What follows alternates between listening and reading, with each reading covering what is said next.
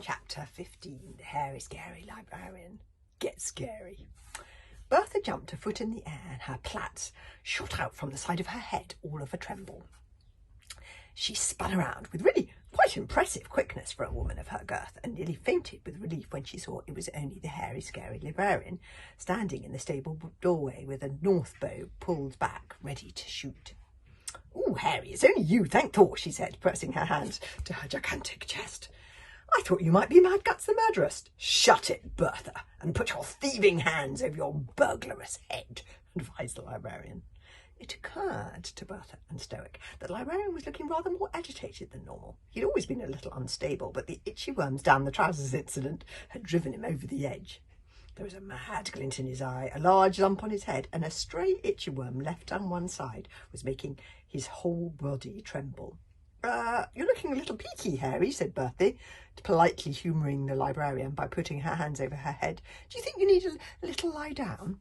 "You betcha I'm looking a little bit peaky," shrieked the hairy, scary librarian. "Your little hooligan and bog burglar backs have been sneakings into my library and stealings one of my books."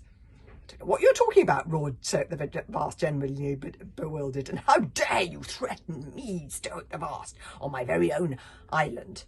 Get out of my land or I will throw you off." "You are on the wrong end of this arrow," pointed out the hairy, scary librarian, "and therefore not in a position to give out orders. Your brat has been trespassing," he continued, "and has stolen one of my books." "You must have mistaken them for somebody else," said Stoic the Vast with less of a bellow, as he realised that the hairy, scary librarian had a point about being on the wrong side of the arrow. "One librarian child looks very like another." "Not your child," squeaked the librarian. "Your child is very different from most decent Viking children. Small, skinny boy with bright red hair, ridiculously scrawny for the son of a chief." "There are lots of Viking children who haven't had their growth spurt yet," protested Stoic defiantly. "It could have been anybody." "Was with a boy with a face like a fish and a girl with light fingers and no manners," continued the hairy, scary librarian.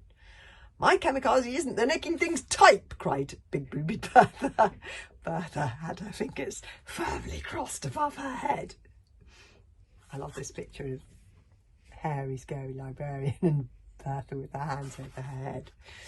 "All bog burglars is the nicking things type," screeched the hairy, scary librarian. "They'd nick the trees from the woods if they could fit 'em in their pockets. And I caught the little magpies red-handed pilfering my very last copy of How to Train Your Dragon," screeched the librarian. Stoic started guiltily. "Ha!" cried the librarian triumphantly. "So you doos knows what I'm talking about. You all try and steal books off me, don't you? And fair enough, I suppose. We are Vikings, but those who gets caught in my library have to pay the price, which is death on the spot, no questions asked." "But did they have the decency to put their hands up and let me poke them with my heart slicers?" His hissing, whiny voice rose in outrage. "Oh no, not them. They bonked me on the head and put itchy worms down my trousers. I don't know what the young generation is coming to." Stoic the Vast couldn't help grinning with pride when he heard this information. "Well done, Hiccup," he thought exultantly. Stoic's secret smile drove the hairy, scary librarian wild with temper, and he let fly the arrow which cut off big boobied Bertha's left plat, and he had fastened another arrow in the bow before Bertha and Stoic had had time to blink. "Tell me where the thieving little magpies is, or the next arrow goes into Stoic here." Bertha tried to bluster her way out of the situation. "I really don't know what you're talking about," she bellowed, "and I haven't seen my daughter since this morning anyway." The hairy, scary librarian let fly his next arrow, which flew straight into the chest of Stoic the Vast. And this was where the hairy, scary librarian lost control of the situation, for instead of falling down as dead as a dinosaur, Stoic calmly removed the arrow from his breast and snapped it in two. But that's impossible," stammered the hairy, scary librarian, turning very white. "How is you doing that?" "The north bow is the deadliest, hardest, most accurate bow in the archipelago. Nobody gets hit by a fourth north bow arrow and lives to tell the tale." The hairy, scary librarian reloaded his bow and was about to shoot again, but he didn't get the chance because an enormous, practically invisible dragon appeared out of nowhere and landed on him, squashing him flat.